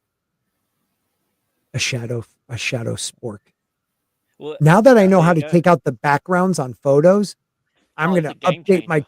Oh, it is, man. My TeePublic is going to be awesome. You're going to actually get a Spork without a box around it. You know, it's going to be great. I'm going to update that tonight, maybe. Spork? You know what happened when I someone told me to make merch. Yeah. So I made a shit shirt. Like it was orange and I think it had a cup on it that said, it said top 5. It was a stupid top 5s I did. Yeah. I sold 4 shirts, right? Yeah. And 2 of the people, the day after they got the shirt, got COVID. So I was like, don't buy any of those shirts, people. They're diseased. Didn't they wash them? I don't know. Half of the customers got COVID the day after they arrived. 50% of his customers get COVID. Yeah. Oh, also, on a cool note, now we're only 19 away from the next emoji. 19 more people. Don't Brian, stop. You did enough. So, all right. So yeah, he's flat. He's boring. Okay, move on. Number 5 is Arya with 34 POV chapters. Some of the most it's some of the most important ones. She has awesome ones, including the one, the meeting with the tiny witch. Yep. And the Riverlands and all that stuff. What number is this? She's number 5. That's what I said. I thought she might have been higher. Yeah, me too. Because I thought you meant whenever she's pretending to be other people, those chapters are boring. As in, I thought she would have been closer to number 1. Now I got what you meant. Stig, what was that? Well, she has awesome chapters up until she gets to Bravos. Then she has a couple of good ones. Yeah. But then when she's pretending to be other people, those are boring as hell. Yeah, unless except for the sample chapter when she's Mercy. That sample chapter is awesome. Like we finally see her in action. But you're right. And we don't learning. We don't even know if that's even real anymore. That's the problem. That's true. But when she's if he gets rid of Forsaken, I'll fucking write. Because hands down, it's the best chapter out of any of the books. Forsaken, 100%. Yeah, 100%. It's such a cool chapter. But like, and you know what? Next week we're gonna go over Forsaken chapter because we haven't done that in a while. Because you get new point of views when you see it. I have to say, when she was the blind, was that cat of the canals when she was blind? I can't remember, but she is not just a warg; she's a skin changer because she was able to see through a cat's eyes. Yeah. So she's a green seer, right? Or no? Well, she's a skin changer. I don't know if that will make you a green seer, but no, she's a skin changer. Yeah. But she also warged into Nymeria and dragged Catelyn's corpse out of the water. Yeah, it was her. She pulled her mom out of the water. That's crazy. She didn't know it that it was the mom, I think, but right. Because that's another thing I love when what George does, except for Bran later on, when Jon or Cat dream and go into and they warg into their direwolves, they think like a direwolf. Even Bran does, like the smell of man. The smell of the man, the taste of the blood. Yeah, like the craving of it, wanting more, never wanting to leave that moment. Yeah. It's interesting how they're thinking like the wolf. They're not, holy crap, I'm seeing things through the eyes of a wolf. No, they become one with the wolf while they ward. It's not like when that's why Bran, when he gets out, all he wants to do is be called a good boy. Yeah, right. And be pet. But like that's a good boy. But like you never feel there's a dominance thing, but yet one of the one of the taboo things to do is warg a person. You see the control he has over Hodor, how Hodor used to fight him, but now just crawls off to some dark area of his mind. Like, Yeah. there's a difference. Like, the warging is like a spiritual like connection where you become one, but when you skin change into a person, you're literally beating them. And you even see that with Vermin Six Skins. He fights the woman, bites her tongue, and goes crazy. Like, it's a battle to control it. So that's why it's taboo. It's And how that it's end up actually for him. possession. Yeah, possession. Yeah, I didn't think of it that way, but yeah. So what And you're what was- saying is Brandy's demonic Yeah. by nature. He's going that route. He is Yeah, definitely. Definitely. He has done everything but mate as a wolf, right? That's one of the taboos, I think. Yeah. Well, Eating Or- of man, flesh. eating of man flesh, warging a human, and mating. I think. Yeah. What if he mates with Mira. Mira Reed while in Hodor? Oh my god! Like I can forcibly. see George. Oh, I can see George do that because she is there for a reason. she is. And now that Jojen's probably paced, Nom, nom, nom, nom, what Then is he's- she left for? Is she Exactly. going to be his conscience? Like, is she supposed to be his Jiminy Cricket? That won't turn out well for her. And how will she react when she realizes that Bran has actually eaten Jojen's blood? Right. Oh which my is god. extremely likely. And it's funny how when you talk about the what is it, night of the evening shade or whatever they drink over in Essos that turns your lips blue. Nightshade. Nightshade, Yeah. is that it? Yeah. It- No, Shade of the Evening. Shade of Shade the of the evening. yeah. That's it. Yeah. When you drink that, and then when he eats that paste, it's the same thing. Like, immediately it's disgusting, and then it becomes things you enjoy. It becomes memories of good flavors. And So I still truthfully believe those two trees are diametrically opposite. So like, so it's Yeah. kind of it removes inhibitions and then feeds addictions in a way. Yeah. I mean, so look at when they do that with Bran, they Mhm. will feed his addiction into from warging. Mm-hmm. Yeah. Yeah. Wolfsbane, they could have done. I wish they did that better. But Hope Howland left some kids at home. Yeah, he probably's got a bunch of them little people running around shooting darts at everybody. All right, so let's see real quick what he says about her. Arya Stark's chapters offer very similar nuances to what I described regarding Brienne. We're seeing the world. It's more than that. We're seeing the world of Westeros ravaged by war, yeah, though now through the lens of a grieving child. Arya is one of Martin's most profound subversions of fantasy heroes. As a young girl driven by a bloodlust for revenge and in process figuratively and literally shedding her identity, Arya Stark has been driven by grief to become no one, and her story continues to be one of the most engaging and poignant throughout all 5 volumes. I disagree with this. She has never become no one. And they still let her pass her trials because they need her to. She never truly becomes no one. She thinks back to Arya Stark all the time. Like, not being Arya Stark is still thinking about Arya Stark. But she like fails these trials they give her, not just like disastrously, but she fails them to what they told her to do. And they still allow her to move on because she is a integral part to the Faceless Men. They'll just let her think she's doing what she like. They need her to be somewhere with a face at some point in the next book. Not just that, I think they know about her warging ability. Yeah. And I think they want her to completely warg into something. Yep. And her training is to make sure she forgets who she is completely. And becomes So she that will person.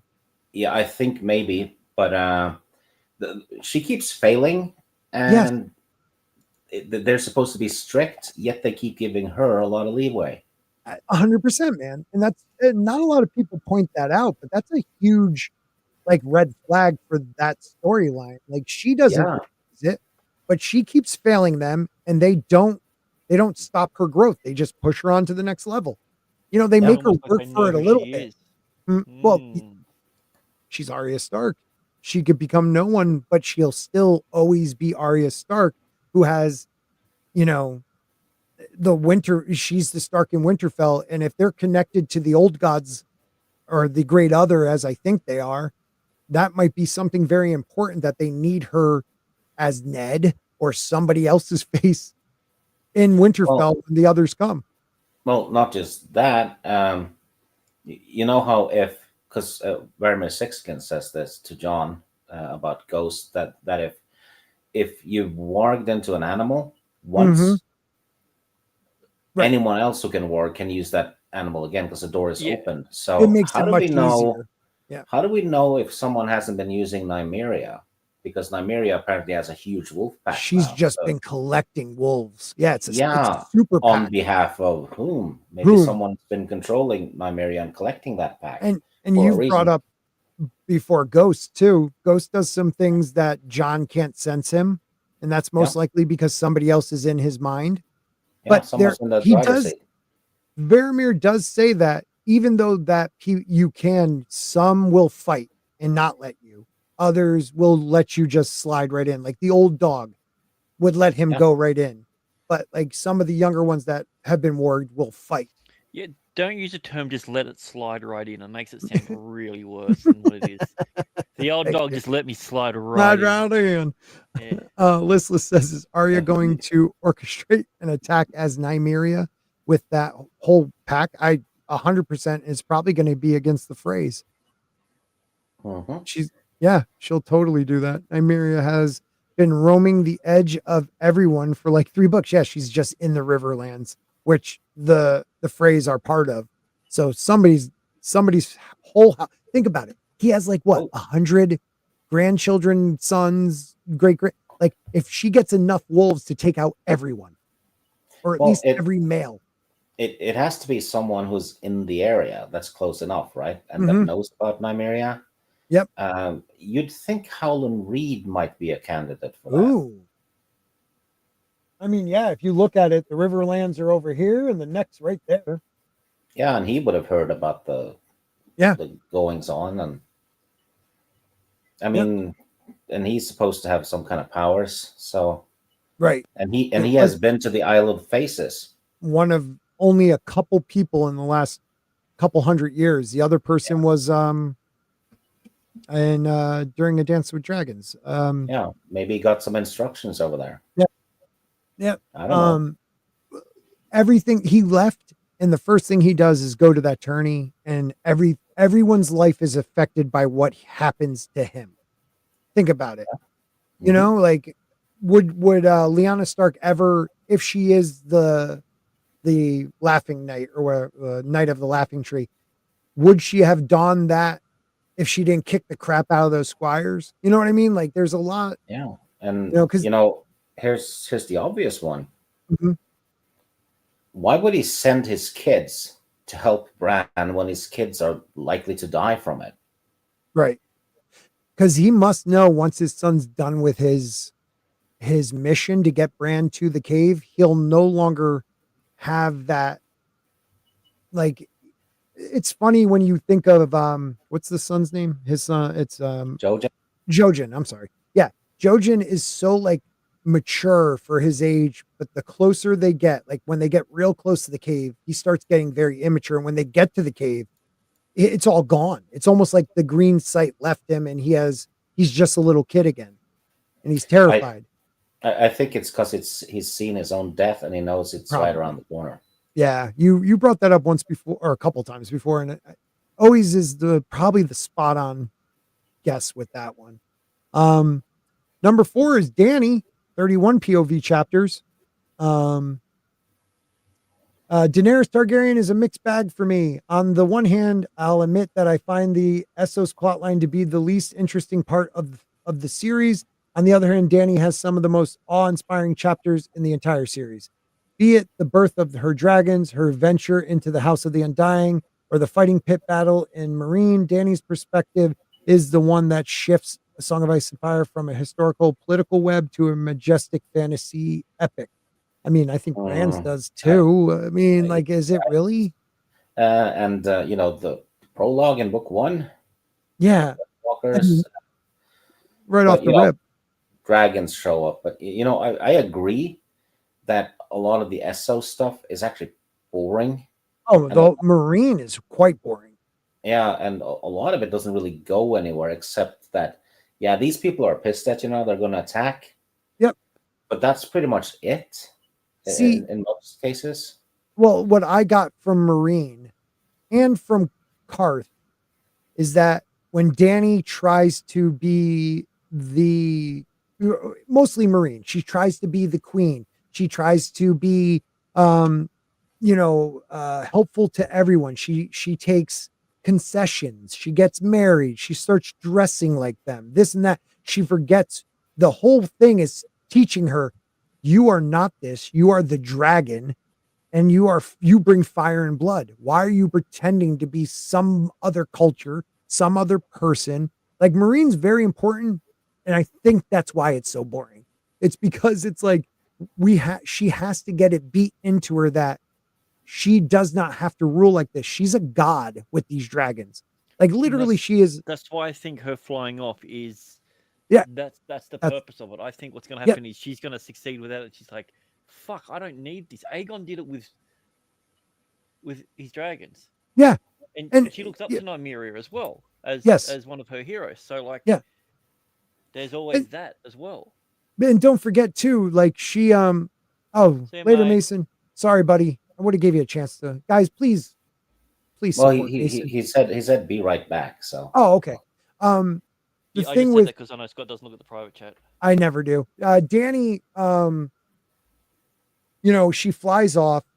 She never wants to go back. She finally, has her period again. Like, everything happens once she lets go of trying to be the queen she's not, and becoming like Drogon is not listening to her in the grasslands because he sees that she is not the dragon. Like, she needs to become, and she's going to do things that other people are going to call her, which they probably did the same with Aegon, like mass murderer. That's like a genocide. You killed a whole family. Well, guess what? I gave them a heads up. They didn't listen. I'm fire and blood. I'm bringing down your house. Like, she will do things that will make people start to think she's evil. That's the only way you can get her to be the bad guy, is that she finally embraces the true, not like Sansa's fantasy ideas and the way the singers and the writers speak of Aegon and his sisters. No, like real dragon riding Valerian. Like, it's going to be awesome. You know what the fire and blood thing refers to? Mm-hmm. It's they bring the fire, right? Yeah. And they bring the blood, which is king's blood. Yes. Yeah. They're bringing the king's blood and fire. Yep. And that's a warning to. That's a warning. The beast that brings the fire. It's the dragon. The dragon is fire and king's blood. Well, yeah. No, she's the king's blood. Yeah. They said that's how the dragons were formed. Well, there was probably blood magic. You're right. Yeah, but the king's blood is likely a symbolism of the blood of King David. Because there is an Azor in that bloodline in the Bible, and Jesus has that bloodline. Yes, and that's Rhaegar. Yeah, please. Speaking of King David, are you guys watching? The show is freaking awesome. Yeah, House of David is awesome. I need to watch it. Also, I need to pop off. Okay, buddy. Well. Hey, thanks for jumping on, man. It's always a better stream when you're here, buddy. Thank you very much. I'll maybe be on next week too. Awesome. We'll see if my sleep schedule and all. Yeah, we're going to be doing. We're going over that sample chapter. Yeah, Forsaken, because it's so trippy and awesome. So if you want to catch up on that, I don't even think I've read it. Oh, I'll put it in our DM, dude. It's such a great chapter. Is it a new one? It's one of his sample chapters from about 6 years ago, I think. 7 years ago. Yeah, it's been around. It could be I've read it then. I don't know. Yeah, I think was we've gonna gone say, over it, but thank you for being here, If brother. you haven't read it and I have, I'd be very surprised. Yeah. Is it the one where we learn about Euron? Euron on the ship. Yep. Oh yeah. Yep. Oh yeah. Yeah. Definitely read it. It's That's twisted. Yeah, the Forsakens through Aaron Greyjoy's point of view, and it's trippy and twisted and messed up. So good. Thanks, brother. Yeah. Take care and be well, all of you. You too, my friend. All right, guys, and I don't agree with Brian here. Danny is more of a plot device than a character. You could say that about any of the main characters in a way, but like, I think maybe in that last book, I could see why you're saying that. Like, it gets us to a different place, but no, everything has happened to Danny. It's time now she takes control. Like she was married off. She was abused by her brother. Drogo kills her brother for her and teaches her that like he's not the dragon. She doesn't need to fear him anymore. Mary Mazdul takes her love from her, and then the other calls take her people, and then they're in the wasteland. The Karth gives her like I can kind of see what you're saying, but it's almost like everything happens to Danny. In book 5, she tries to take control, but not as a Targaryen, as a Marinese, queen. And I think that was important to show us she is not that. She is fire and blood. And when she acts like that, her dragons were born because she had the balls to walk into a fire. The slavers were, she got the Dothraki or the Unsullied when she acted like a Targaryen. Like there's moments where when she acts like a Targaryen, shit happens. You agree? I mean, we've even seen that through like even stuff that they got on the show of like House of the Dragons when Whole Blood that had the Targaryen blood in him stood there, but he wasn't the dragon. He didn't have that fire in him. He was afraid. He was timid. He was thankful. He was hopeful. He was all the things that a Targaryen isn't. Right. Yeah. And when she started taking court and seeing what the people wanted and trying to appease them, that's when Drogon was going off and he was starting to eat other things he didn't want to do. He started killing kids and everything. And the dragons got their I'm gonna say their respect back for it, but they saw the fire back, when she locked them up. Those ones are subservient to her now. She forced their hand. Even though she didn't want to do it, it's her actions that they understand. Well, and you're right. Drogon reacts the way he does because also she's feeling like trapped. She's feeling, so he's acting out for her. That's a good way of putting it, man. I didn't think of it like that. And the other two are the other side of it where they are actually being subservient and going and getting locked up. And what happens is they don't grow as big as Drogon because he's free. Very interesting. All right, we got to finish this in a couple minutes, so that automatically makes my shorts. Cersei, 12 POV chapters. She's nutbag. Cersei Lannister is synonymous with the Game of Thrones cultural phenomenon and the stake of the book series. That is easy to forget that she's not featured as a perspective in the first few books. Of all the characters who don't have POV chapters in these early novels, Cersei's voice manages to be the loudest. Yeah, making it feel as if she's there the whole time with remarkable influence.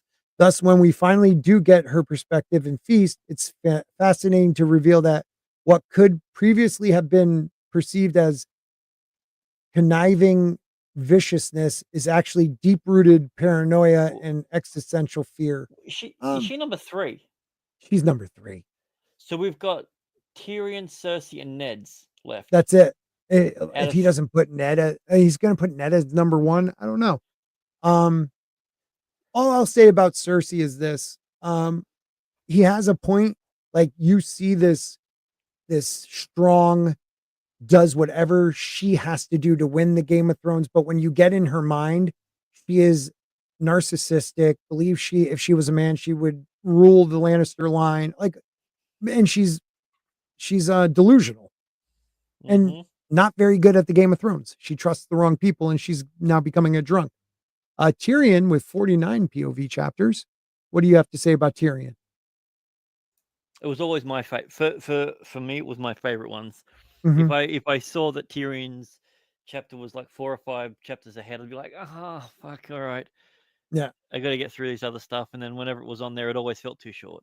Yeah, it's a master right, he does say a masterwork in conversational wit and character dynamic. Yeah, George, brilliant, right? Jamie is number 1. All right, I'm done with Yeah. this. That's ridiculous. Jamie's sorry. number 1. So, I'm sorry to end it so fast, but it will make done. we're done. So, thank you guys to Brian for the 10 gifts, Jane for the gift, Liam becoming a new member. You guys are awesome. Thank you for supporting my channel, and everybody else who hits like, comments. You guys are amazing, and just please make sure you come back and comment on the stream. It helps with the algorithm. Say whatever you want to say. Be fun. Be funny about it. Who is your number 1 POV chapter character? We'll answer that. But I'm also, after this, I'm going to do a reading of Manderley's, a really quick one for members only, Manderley's speech to Davos about the North remembers. Next week, guys, we will do the Forsaken. Grant, I love you, man. Thank you for being here. Adios, everybody. See ya. Peace. Where's the best place for content on the world of Ice and Fire? Right over there. See where I am pointing with my dagger?